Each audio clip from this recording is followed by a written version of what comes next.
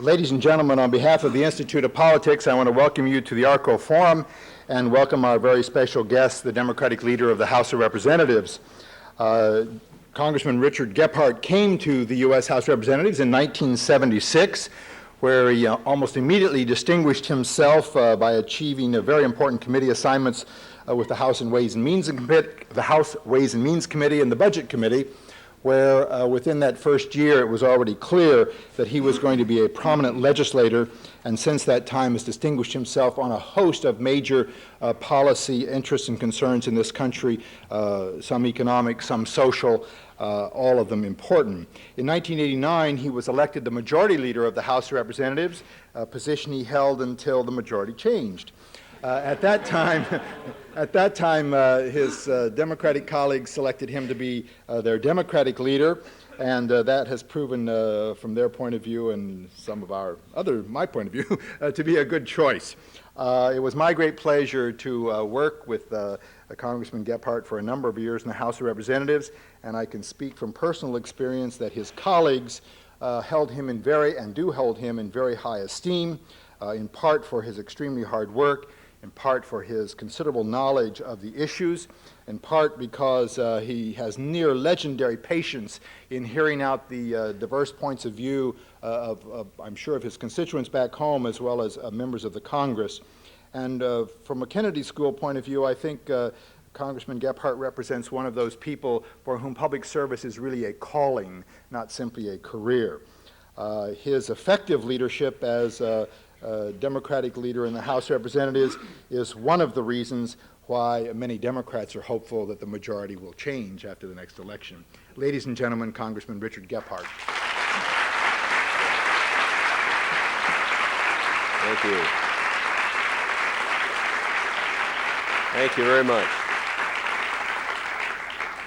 Thank you, Phil, very much for that very generous introduction. I wish Phil was still in the House, because then I'd only have to win 5 more seats to win the majority back. But it's great to see him, and I must tell him publicly that he looks exactly as he did the day that I first met him in 1977 when I came to the Congress. So something is agreeing with him here. I'm not... It's healthier outside the Congress, he says, so we'll see. I want to talk to you tonight about the crisis that I believe exists in confidence about our democracy. Whether on the editorial pages or on the talk radio airwaves, there is a general alienation from politics, even among those who are still tuned in enough to really care. I've come here because you are the people who are going to form the front line of our democracy in the next century, and because you should care the most about what happens in the future of our political system. When I've retired from public life, most of you will continue to work at breathing life into our democratic republic well into the 21st century. I hope that what I talk about here today provokes some lasting debate here at the school, not only about the cause of the crisis, but also its cure. I don't pretend to have all the answers, but I hope that the ideas I will talk about can start a national debate on how we can make our country a better place. I also want to hear some of your ideas when we get to the questions and answers on how we can reinvigorate our democracy.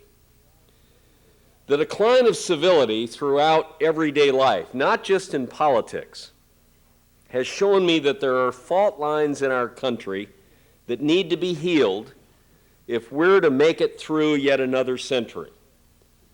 It even provoked me to write a book about what we need to do to get America back on the right track, and to come here to share some of my thoughts with all of you.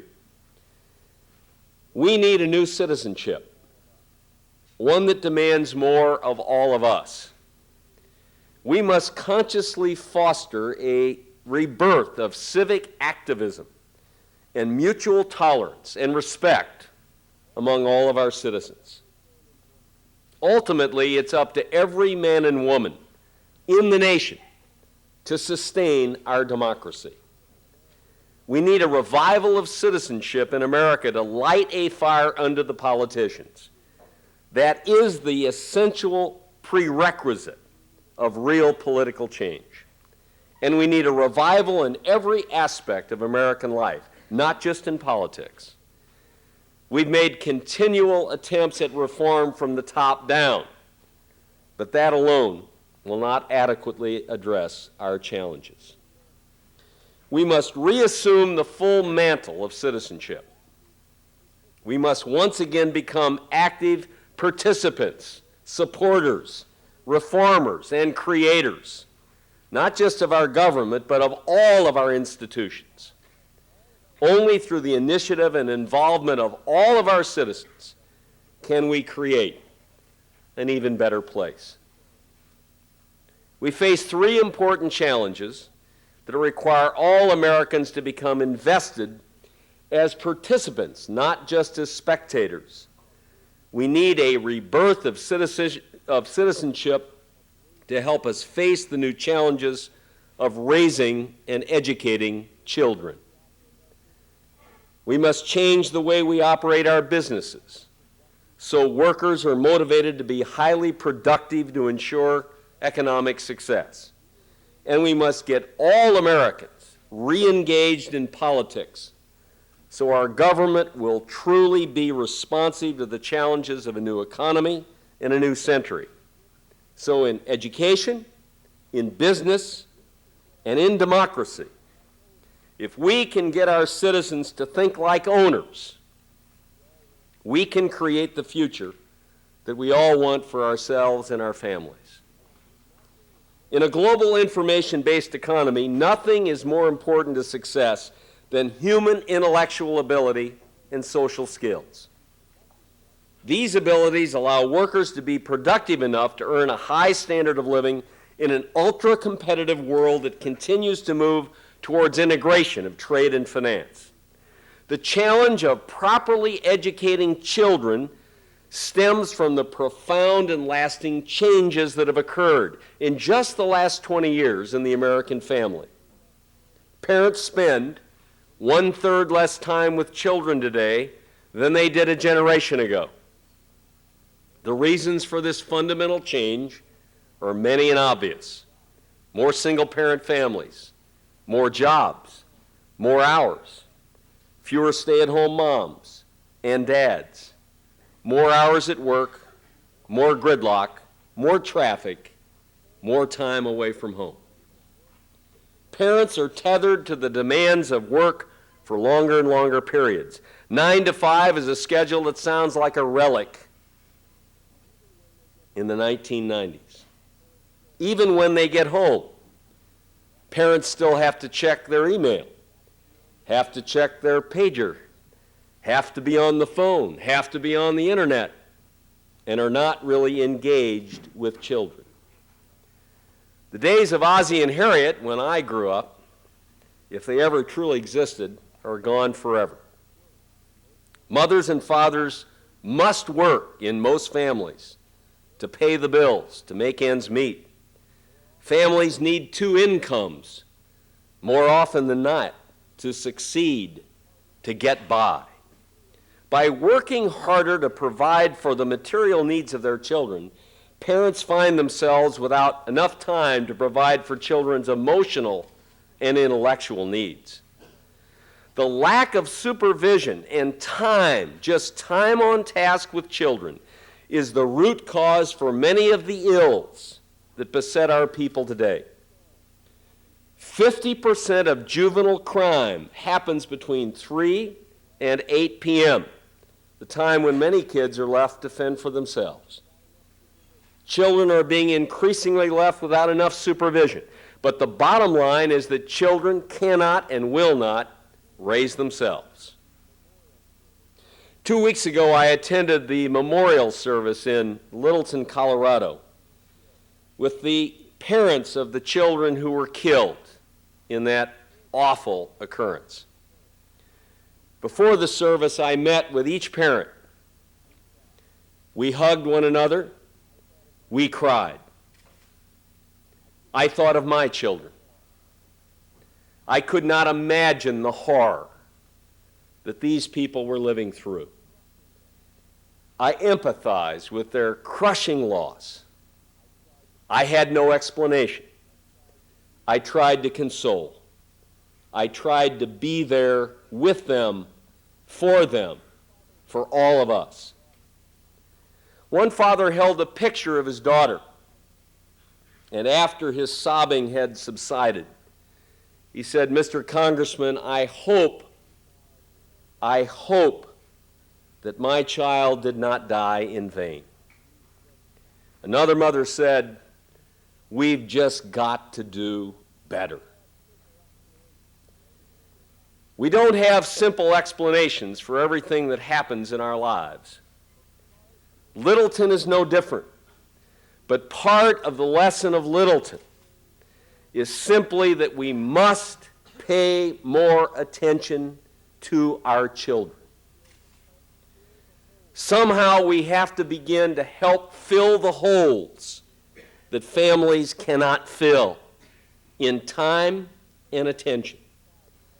The only institution in our society that has the capacity and the scale to help families fill these holes is the public school.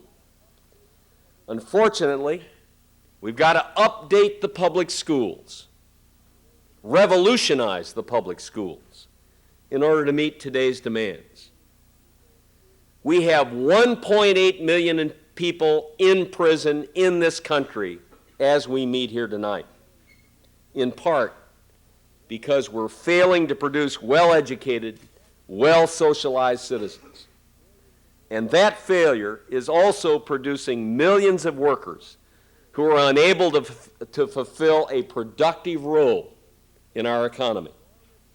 We're suffering as a nation from that enormous loss of human potential because we failed to adapt our public schools to meet the changes in our society.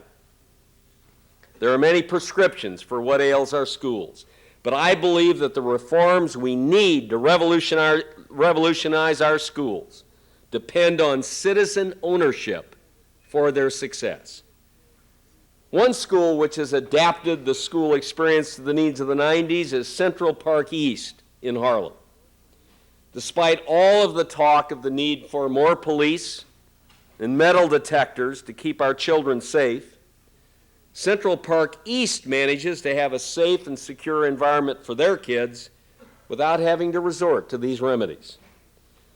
Walking through the door for the first time, visitors are struck by the fact that despite being in one of the toughest neighborhoods in America, there are no metal detectors and there are no guards.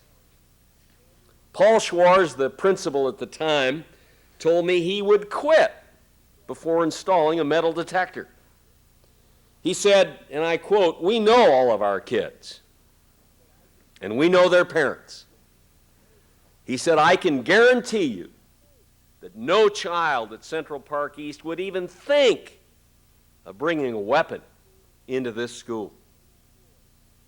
The school was started in 1984 by Deborah Mayer, who I believe is in this community now. An ordinary teacher who believed that true caring for each child was the key to success. At Central Park East, the original concept was to restrict the size of the school to no more than 200 youngsters in a high school. However, since the building was much larger than that and accommodated many more students, she simply broke and divided the building into many different schools of no more than 200. Each student develops a special relationship with one teacher over a 2 or 3 year period. Sometimes the first sustained relationship with an adult that the child has had. No teacher ever teaches more than 40 in a room in a high school, as opposed to the 150 students that we see in most high schools across America today. I believe it is this sense of intimacy that adds to the results at the school. No students in number, No student is anonymous. Every student is known. Every student counts. Every student is identified. Every student is respected. And troubled kids are much less likely to fall through the cracks. Central Park East, a public high school, shows that the kind of reform that can come from the initiative of one ordinary teacher can be enormous. It didn't happen because of the bureaucracy. It didn't happen because of the mayor's office. It didn't happen because of the school board. It wasn't built on the advice of experts. It has succeeded because of the efforts of real people who cared enough to say we need to find a new way to teach, a new way to care, a new way to respect, a new way to produce better people fit for the 21st century. A lot remains to be done. All levels of government need to take steps to make sure our public schools can succeed in meeting the needs of family and ensuring kids get the education they require to compete. But this challenge will only be met when all of us act like owners of our public schools and do our part to make sure each child is a productive, contributing member of this society. We won World War II against all odds and predictions because we had the full attention and commitment of every individual citizen of the United States. Government could have never won that war alone.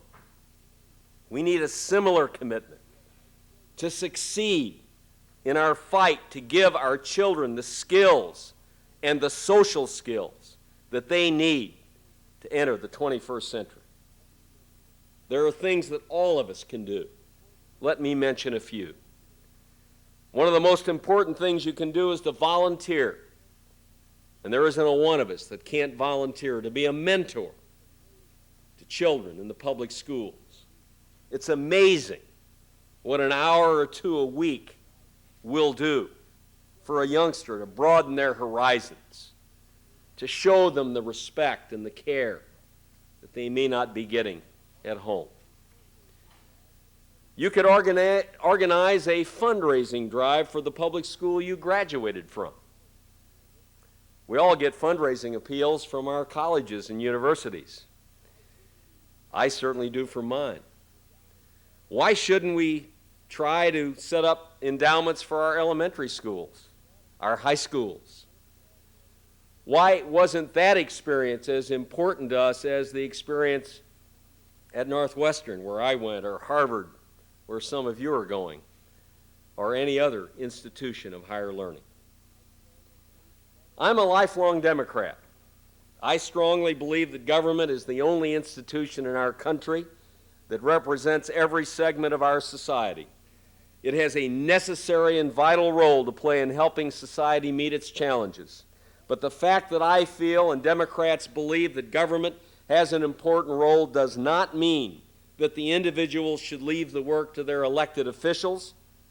Individual initiative is just as important and equally important to government action. But neither should cancel out the need for the other, especially in the area of education. Your school's namesake, Jack Kennedy, and I saw great pictures of him as I walked in here, said it, and you know it well. Ask not what your country can do for you. Rather, ask what you can do for your country. He believed in energetic government. He was a liberal. He believed in government's role. But he also believed in the energy of individual participation and action. And he asked for it, and he got it. George Bush, I think, got it half right when he talked about 1,000 points of light. I think he missed out on the need for government and leaders to help supply some of the power for some of the bulbs. But he was half right. The second major challenge our society faces is to release the true power and productivity of our people, our workers. We need to create stakeholder economics. We need to promote economic growth and opportunity for all players in the economy, not just the owners and shareholders, but for managers, employees, and communities. As the industrial age merges into the information age, we continually see the need to get workers to call on their unique talents and skills every minute of every day. We need workers to think like owners in order to motivate them to think and work in a productive manner all the time.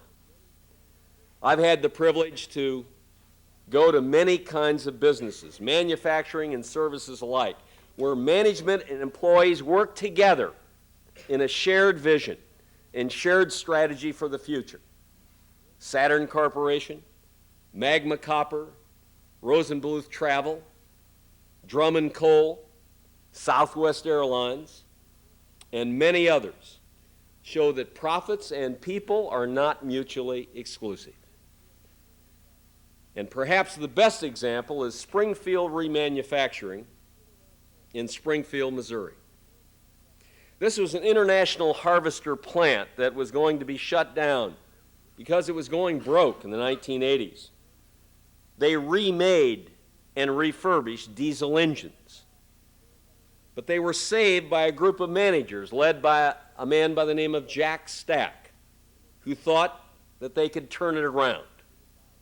They went to a local bank and they borrowed $9 million to keep the plant open. But once he saw the books, he understood how much trouble the business was really in. Business as usual just wasn't going to be good enough. If SRC was going to work, he needed to get the employees to understand the facts as well as he did. His job was on the line, and so was theirs. He made a radical decision. He pulled everybody into a room.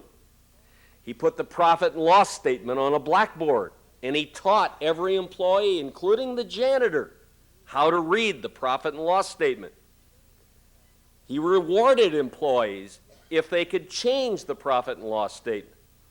And every Monday, he would meet them in the huddle room, and they'd go over the profit and loss statement and try to change the numbers. And he would go around the room and say to each person, "What can you do to change this number? What can you do? What can you do?"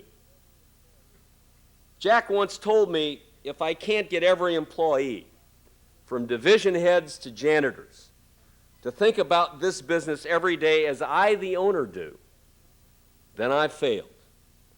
And we won't reach our full potential either in terms of profits or human development. The employees of SRC responded to his offer of partnership, information, and empowerment.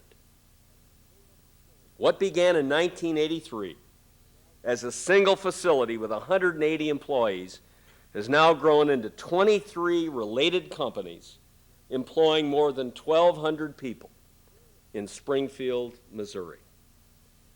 And the janitor in the original company on the first day in the huddle room is the CEO of the newest corporation that SRC has created.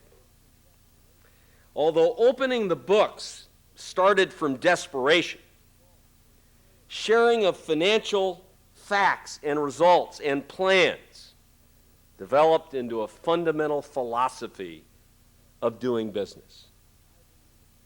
I don't think this is a fad. I believe it's an overall approach to corporate governance that treats employees like co-owners who have to make the sacrifices and take on the burdens that any owner assumes. To put it another way, it treats workers like fellow citizens in a democracy where everyone has the responsibility to contribute to a shared future. The third challenge we face is getting our citizens to act as real citizens in the true meaning of the term, to actively participate in the life of our democracy. On the Sunday talk shows, politicians and pundits bemoan the state of affairs. Why are we surprised? Isn't it natural that our citizens, after a quarter century of the politics of personal destruction, are left with the impression that all politicians are bad and the system is irrevocably corrupt.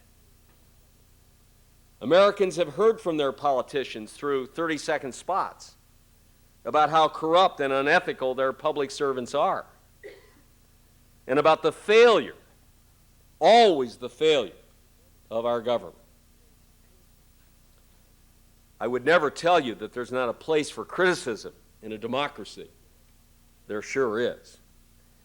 But given the negative tenor of our debate, it's no wonder that this incessant drumbeat about our failures have driven people away from participation in our democracy.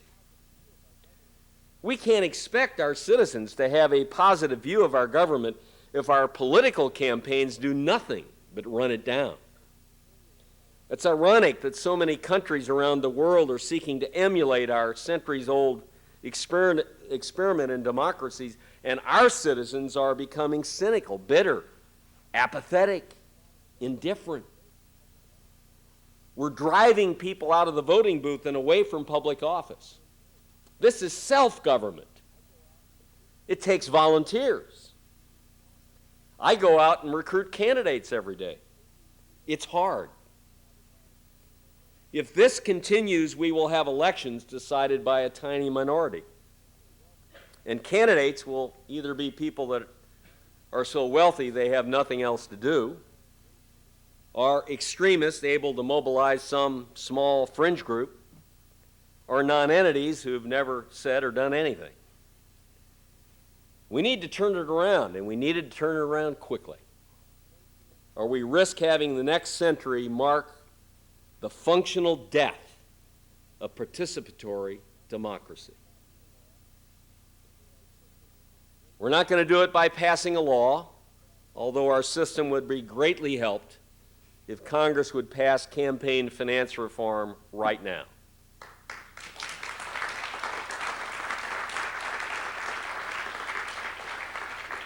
Hopefully, we can force this bill on the agenda of the House of Representatives, and we can achieve the first significant installment of campaign reform this year.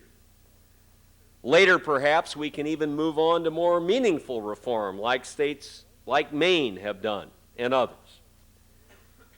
But understand that campaign finance reform alone will not solve these problems. We got to make voting more convenient. We got to make voting more attractive. But to truly address this problem, we got to change the hearts and the minds and the actions of individual Americans. There's a lot that individuals can and only can do to reinvigorate this democracy. The Supreme Court Justice Breyer, I think, said yesterday, the Constitution not only foresees participation by the public, it demands that participation. We must all take the simplest and most basic step toward full citizenship by having all of us vote in every election that is held in our neighborhood, in our communities. In the 1996 election, fewer than 50% of the registered voters showed up to vote for President of the United States, members of Congress, members of the United States Senate, governors, mayors, members of city councils. The turnout in local and primary elections are much worse. The 1996 election, when less than 50% voted, is the high water mark now of elections. Last August, in the state of Missouri, where I'm from, in a primary election for all the statewide and local offices, less than 15% of the registered voters showed up to vote in that election.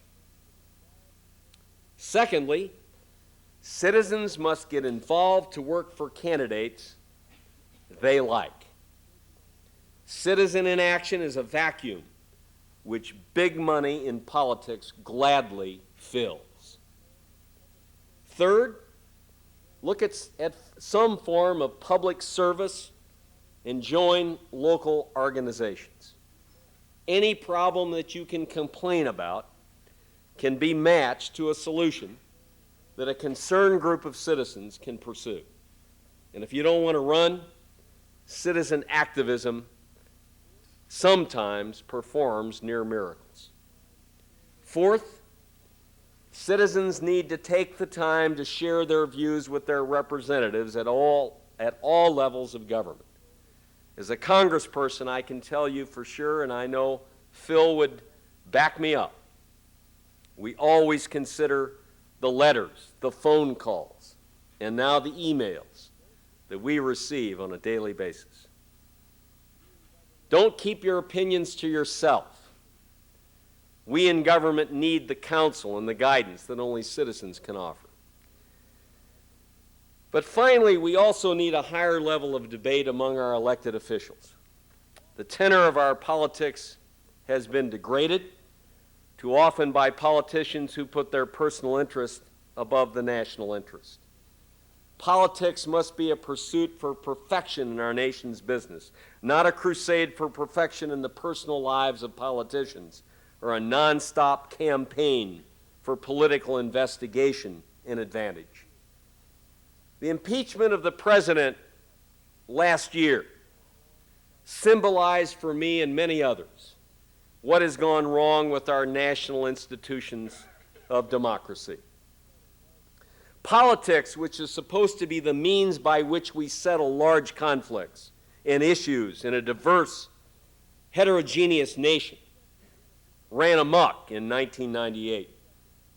I guess the genesis of our constitutional crisis emerged 2 decades ago in Watergate.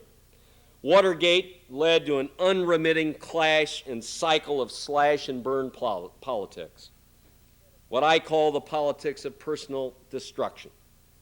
Instead of trying to settle the score with political opponents by putting forth a better vision for America and fighting it out at the polls, score settling was done with congressional committee or independent prosecutor. After the '96 elections, the degradation of our politics reached a new low. Investigation replaced legislation in the House of Representatives. Name-calling and attacks replaced reasonable and rational debate. Politics is out of control. Partisanship inflames all debates. All motives are suspect. Nothing's below the belt. Forget playing by the Marquis of Queensberry rules. Last Congress, the House was run with the dignity of the World Wrestling Federation. Certainly, as I said from the very beginning of the impeachment process, there were serious issues at stake when it came to the behavior of the president. I did not prejudge the process. I took Henry Hyde at his word that we could not proceed on impeachment on a partisan basis.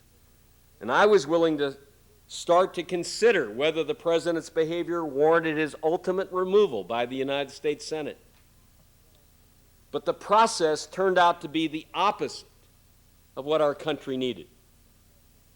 Instead of rising above partisanship, we sunk into its depths.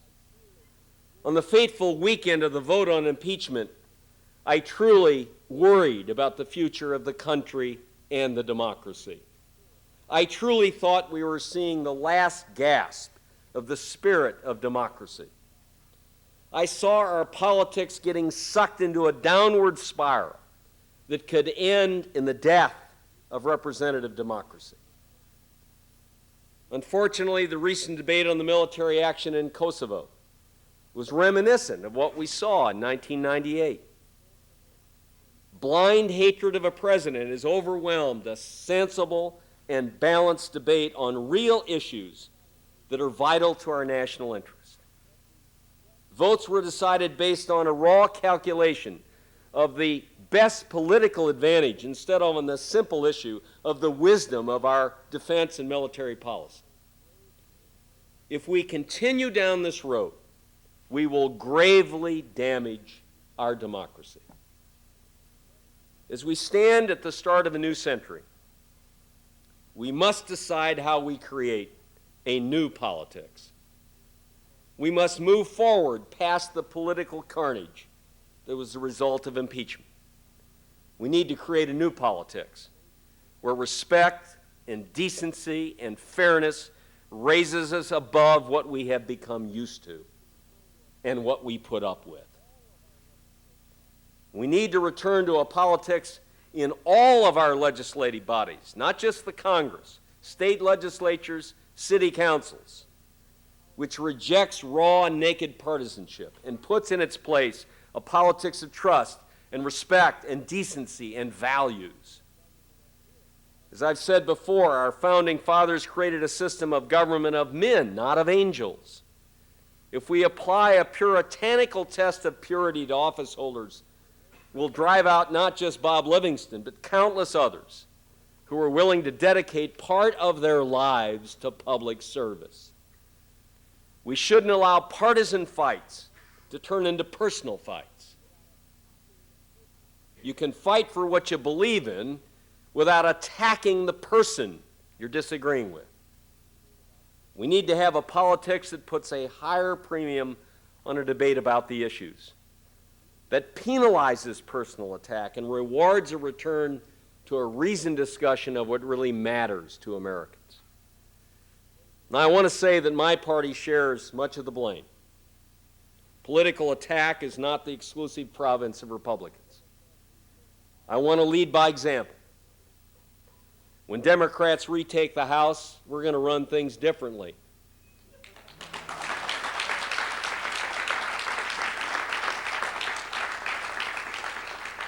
I've told my colleagues in the Democratic caucus many times in the last weeks that if we win this, we have to know what we've won and why we've won it.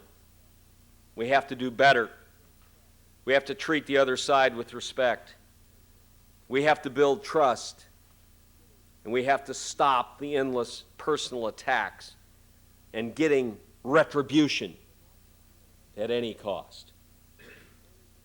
In the end, our democracy and our way of life can only be sustained by the daily effort and participation of individual citizens acting in the highest sense of citizenship.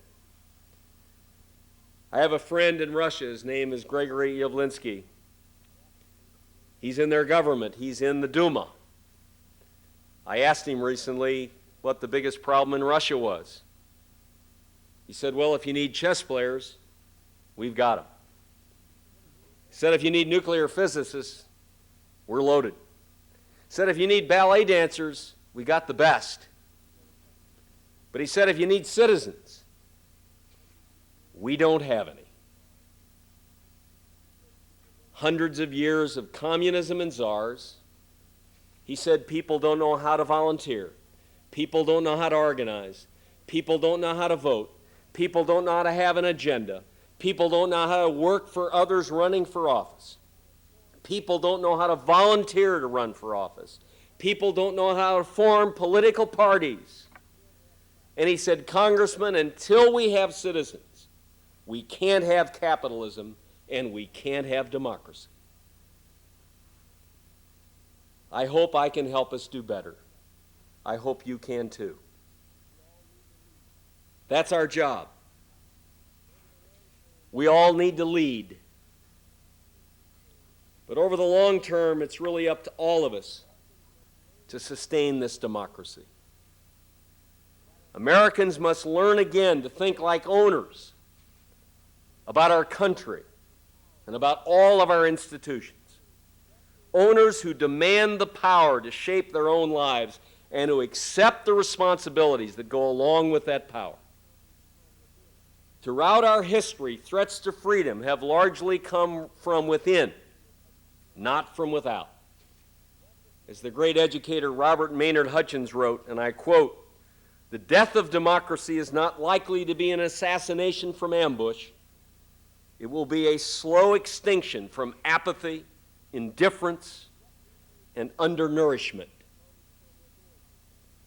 The threat we face now comes from within. It's not led by a demagogue or a dictator. There's no Huey Long. There's no Joe McCarthy out there today. It has no leader. But which will make it even harder to defeat. The size of the task should not cause us to shy away from taking it up.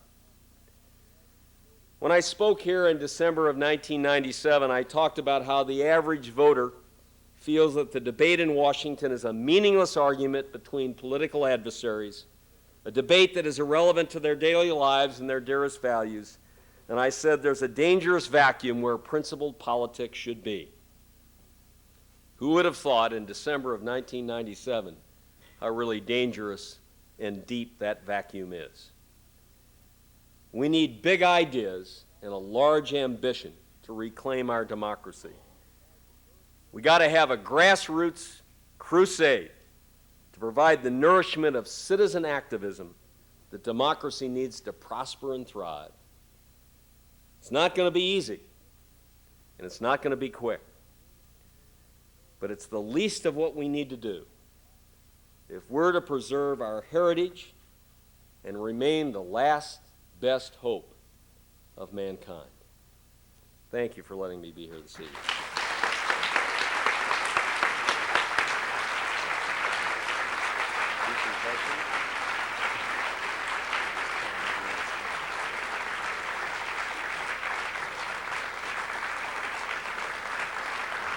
Ladies and gentlemen, we're ready for a question period, and we have 4 microphones, 2 here, 2 up there. I did want to mention that this week the Congressman's new book was published called An Even Better Place, America in the 21st Century, and which undoubtedly carries forth some of the themes that he spoke to us about tonight. So if you'll please briefly identify yourself and try to ask a short question so that everybody else can participate. Generally at the forum we try to have just 1 speech per evening, so we'll appreciate your cooperation. Why don't we start over here? Wendy Kaminer, Radcliffe College. I think it's difficult to talk about reinvigorating civic engagement without talking about reforming the criminal justice system.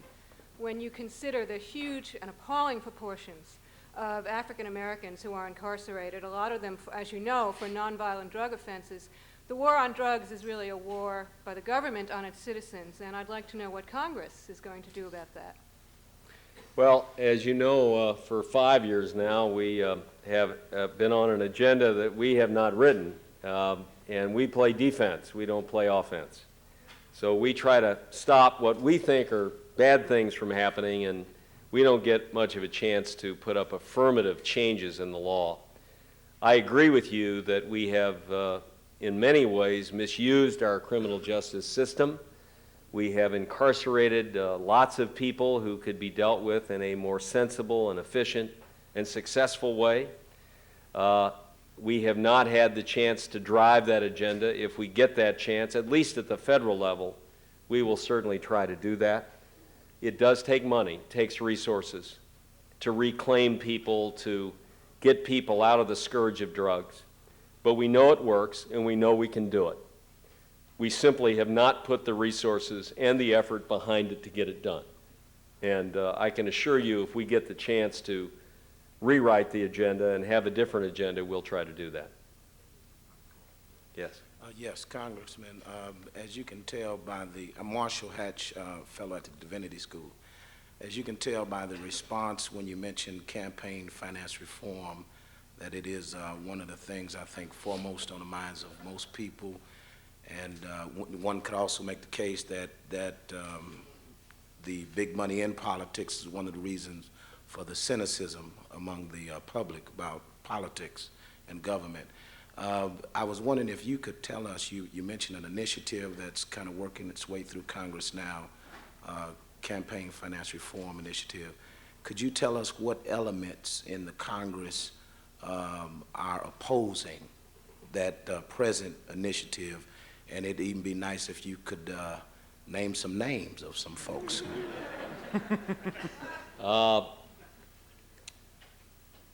Let me first say that this issue has a long history, as you know. We did pass campaign reform in, I believe, 1975, I think right after you came there, Phil, 74. that put a limit on the amount that an individual can contribute. It set up a thing called political action funds, which are now in some disrepute, but put a limit on what they could contribute. And in fact, it put a limit on what you could spend in a campaign. And in my first campaign for Congress in 1976, the limits were still on. The Supreme Court said that they were against the Constitution while I was running, and I challenged my opponent to stick with the limits anyway, and we did, and the limit then was $70,000 for a campaign. Sounds like ancient Roman history.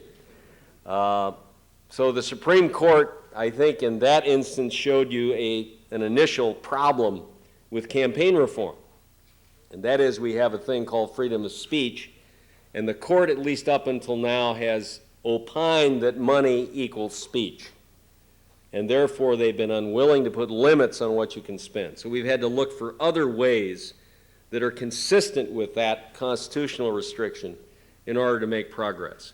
And the one that's on the table now is the Shays-Meehan bill, or the McCain-Feingold bill. It's really the same bill, and it simply knocks out soft money, which is unlimited in amount of contribution, and most of us believe is a change that is needed. It has not passed because of a majority of Republicans who have been very much against this, and I can understand why they are. They raise much more money than we do. So to put a limit or to take away soft money would not be in their interest. Senator McConnell in the Senate is probably the leading foe of any campaign reform, and he's said it. I'm not telling you anything you don't probably know. And he has said that we need more money in politics, not less, which is what Newt Gingrich always said. And that we should be free, and that we should be free to give what we want and spend what we want, and that's the American system according to them. I think a majority in the House, and it's a bipartisan majority, disagrees with that. Last year, we forced this on the agenda. I do not set any agenda in the House. When you're in the minority in the House, you can't bring anything up. The only way you can get something on the agenda is what we call a discharge petition, which we did last year. We finally got 200 names on it, 218 names. That forced it on the agenda. They had to vote on it. We did pass it with a bipartisan majority. We sent it over to the Senate, and it was throttled there by McConnell and others in the Senate who are very much against it. We have started another discharge petition.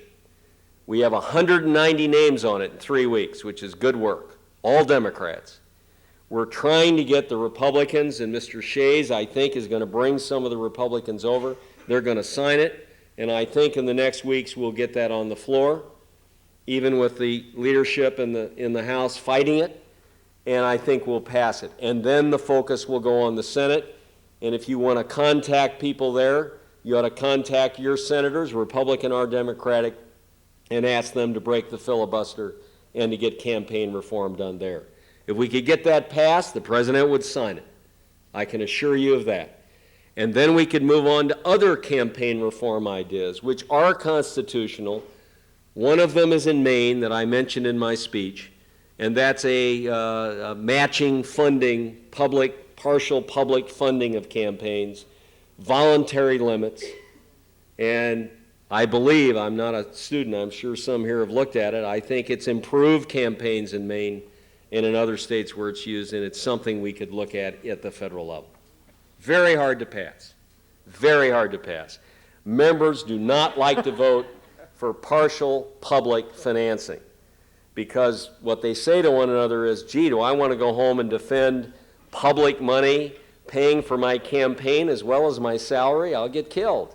But if we build public support for that idea, I think we can get it passed. Yes. Yes. Hello. My name's David Alida Garcia. I'm a student here at the Kennedy School. And I have a question about an issue that you didn't directly mention in your speech, but have mentioned before in other speeches. The issue is inequality in the U.S. As you know, well, over the past 2 decades especially, the gap between rich and poor in this nation has dramatically widened, more so than it ever has been before and more than any other country. I have two parts to my question. One is this a problem in your eyes? Many people say that's just how capitalism works. You have people who benefit greatly and others who don't. Two, if you think it's a problem, which I imagine you do, and if the Democrats regain control of the House, which I know is speculative, but please indulge me, what one or two or three solutions would you personally support to address this gap, and in particular the folks who are at the bottom half of it, who are actually doing worse than they were in real terms 20 years ago?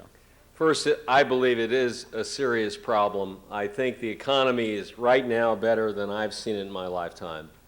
But there are still millions of people who are left behind and not participating in the success that the rest of us are. And I think that's a serious problem for any country, but certainly for a democracy like ours. What can we do about it? First, we need to keep increasing the minimum wage because that tends to bring up the bottom. And while it doesn't solve all the problems, it's a force for progress in the right direction. We are right now having trouble getting that bill on the floor, and if we were in the majority, we would have passed it a long time ago, and that would help. And it needs to be kept up to date, which we haven't done. Secondly, we need to encourage people's ability to form labor unions and to be in labor unions so that they can collectively bargain for better wages. In the last 20 years, we've made it harder for people to organize, harder for people to decide to be in a labor union. And I think that's unfortunate, and we can change some laws that would make that an easier process.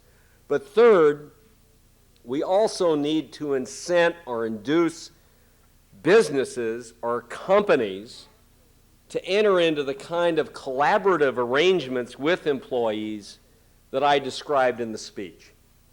I really believe that if we do not get away from the kind of adversarial relationships we have for a long time had in our labor management relationships, we will never be competitive in this global information economy, and we will never get the productivity out of our workers, which is truly the only way you can be competitive in a global economy. So I would look for ways to, through the tax laws or other federal laws, induce companies to collaborate with their employees, to share profits, to share productivity, to share information, so that they can get their employees to really think like owners, which I think is ultimately the best way to get everybody to share. Finally, public education and training is the currency, is the most important thing to do to get people to participate in the economy.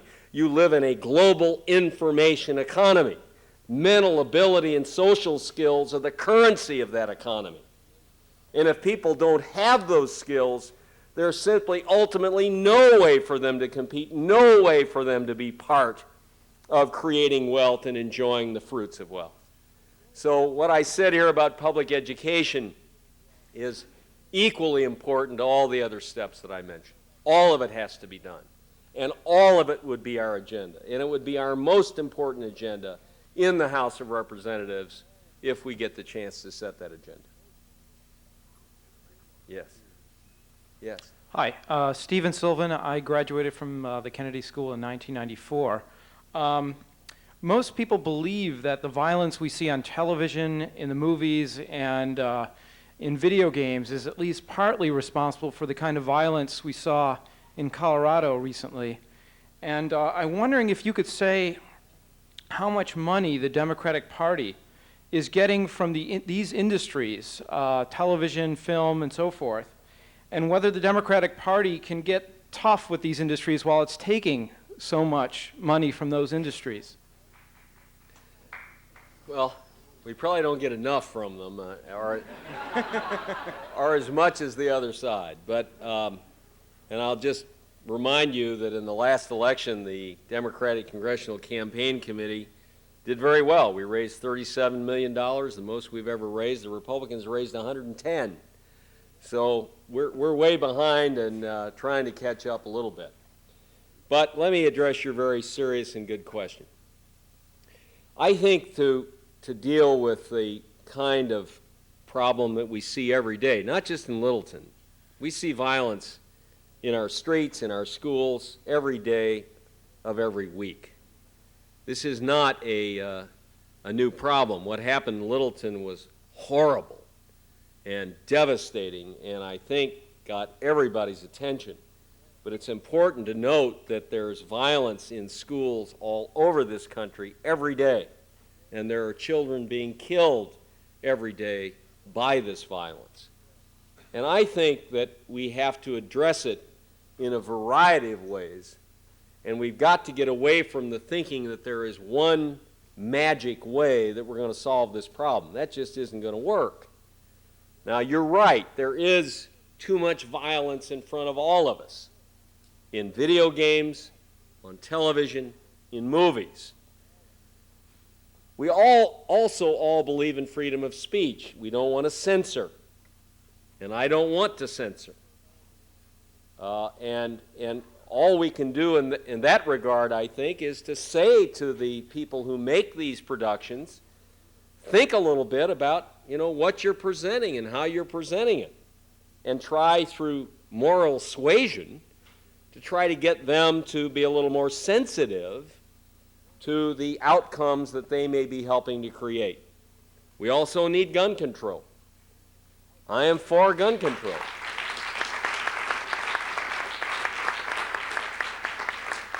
I think it makes no sense to have semi-automatic Uzi-type assault weapons freely available to our people, certainly to children. I don't think we can say that having child safety locks on guns is some horrible imposition on the Second Amendment. And there are other things we can do.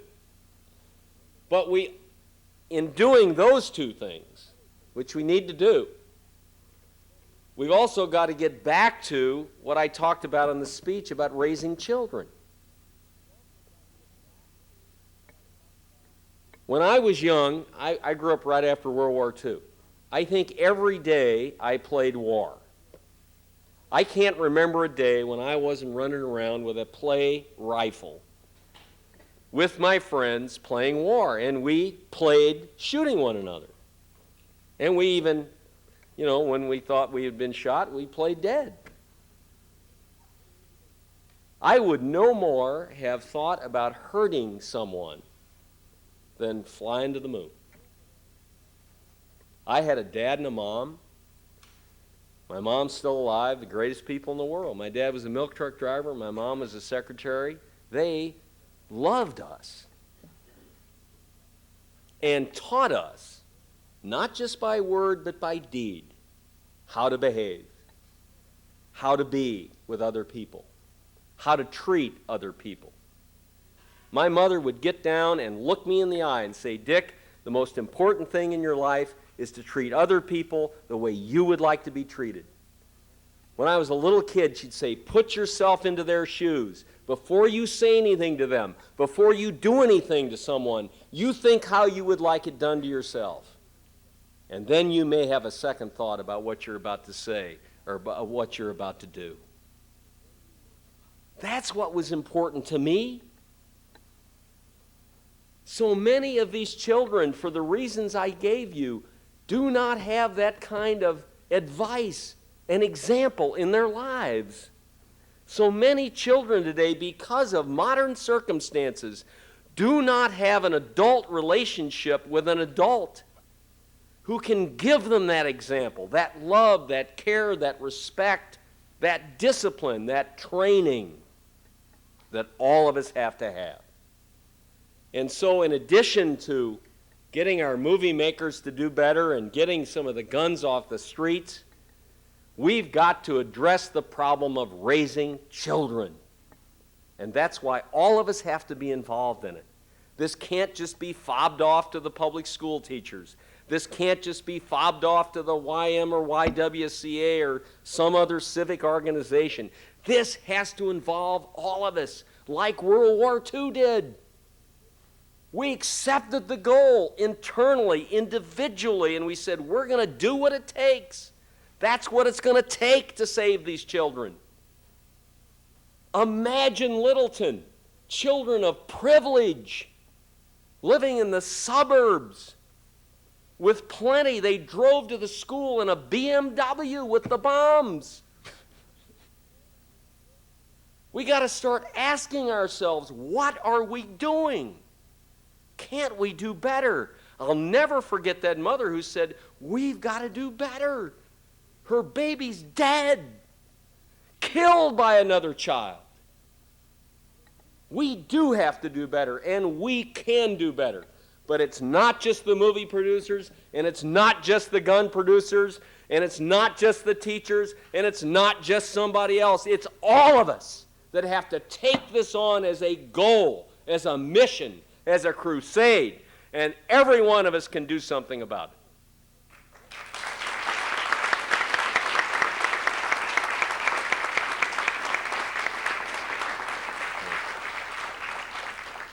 Michael Tringe, I am a sophomore at the college. You mentioned the revolutionizing of our educational systems in our public schools. Bravo, couldn't agree more. But we can hardly ignore the future role of our computer technology in this endeavor. The communication of knowledge via the World Wide Web is an education which can occur inside and outside the classroom. It can contribute to the educational development of our children, but it can also contaminate young minds with violence, pornography, etc. How do you foresee the government's role of regulation or lack thereof in our children's electronic education? Well, I think what we're trying to do, although it's always hard, is to give parents more tools to help supervise the use of the technology. And there's all kinds of bills that have been passed and ideas that are out there. But I again have to come back. We believe in this country in freedom, and we believe in freedom of speech, and we believe in that concept very deeply. And I do not think that it is wise or useful for our society to say we're going to set up a board of censors and they're going to decide what can go on the internet or television or movies. Now, let me go back to what I said about my mother. She regulated a lot of what I did and what I saw. And she took the time, and my dad took the time to do that. Now, if kids don't have that kind of involvement for all the legitimate reasons I gave, we live in a different world. I'm not suggesting we go back. That ain't going to happen. Even if you want it to happen, it's not going to happen. People want to work. People have to work. People have different kind of jobs than they had before. What I'm saying is we have to change the school to fill in some of the holes that are not being filled in. We're running schools today like it's 1950. When are we going to wake up? Every school I go in, I say, when do the kids get off here? They say 2 o'clock in the afternoon. I say, where are they going? Oh, I guess they're going home. I say, who's at home? Oh, nobody. Oh, really? Do we think this is a good idea? Well, it's the way it is. Well, it's not good enough. There needs to be activities, maybe even activities that you have to participate in. Doesn't have to be studies. It could be sports, could be music, could be something, but something to fill the time. Maybe it's internet time with supervision so that we know that the activity is constructive and not destructive. All I'm saying is we have sleptwalked through the last 20 years thinking that it's 1950, Ozzie and Harriet are at home preparing Toll House cookies for the kids and milk, and they aren't there. And we run schools today exactly as we did in 1950. We don't have preschool in the public schools. Why, in God's name? Why in God's name don't we have preschool in every public school in this country?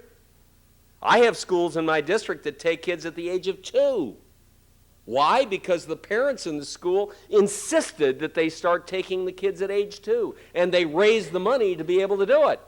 And they're going to move it down to 0 as soon as they can. They have after school in the public school. Goes from 3 in the afternoon till 8 and 10 o'clock at night. You've got single parents today and many families that work at night. And they need some kind of help in those hours between 3 and even 10 o'clock at night. We have parent training in this school.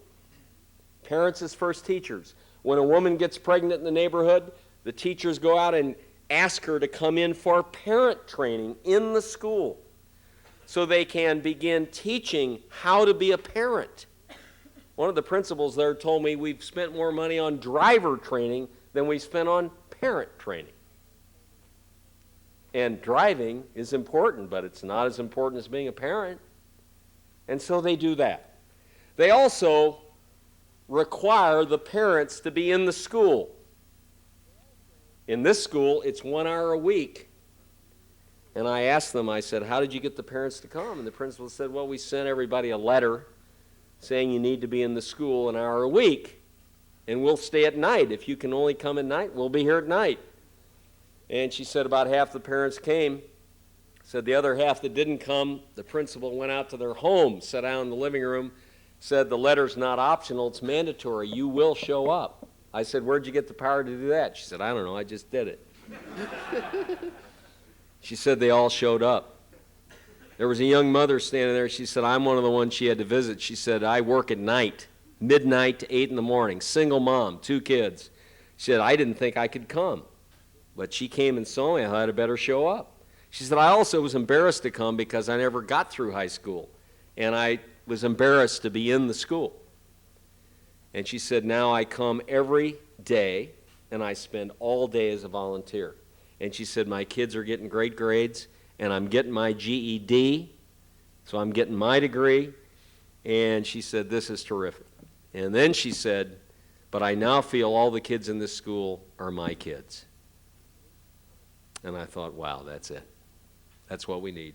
So when I talk about revolution, that's what I mean.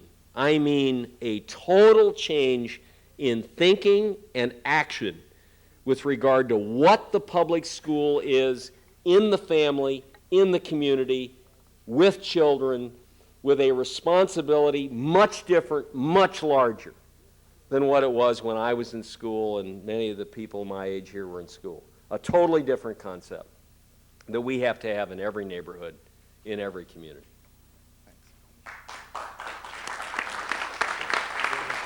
Okay, one more.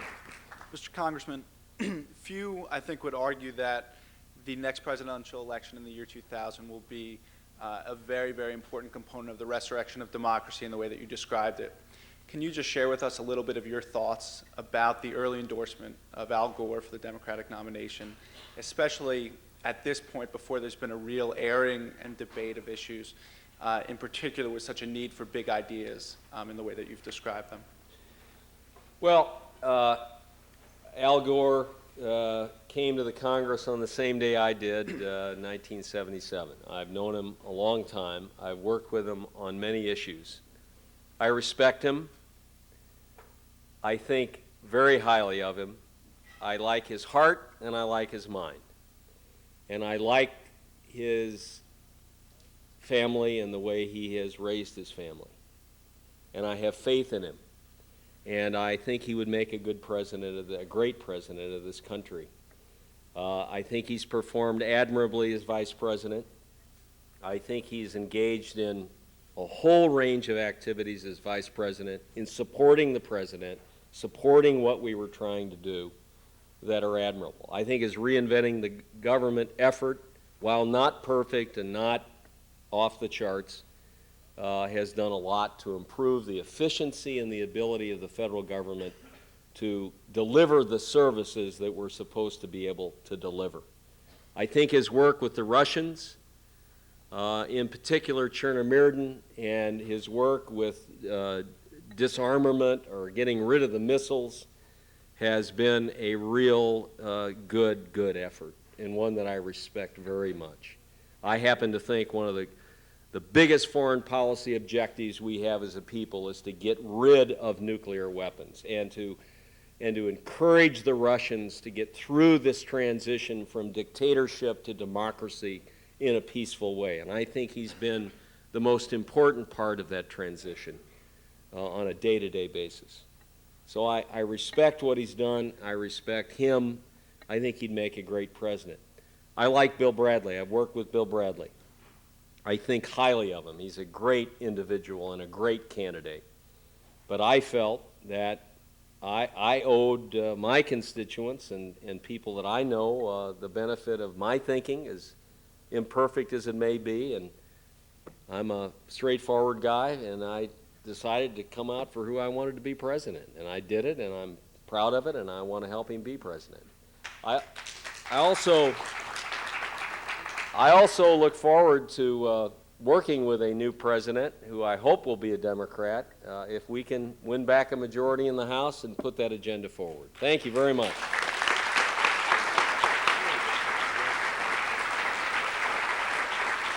Thank you.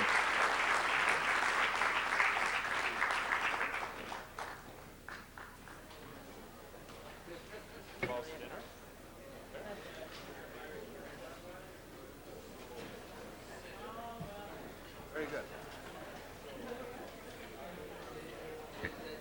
You almost did it.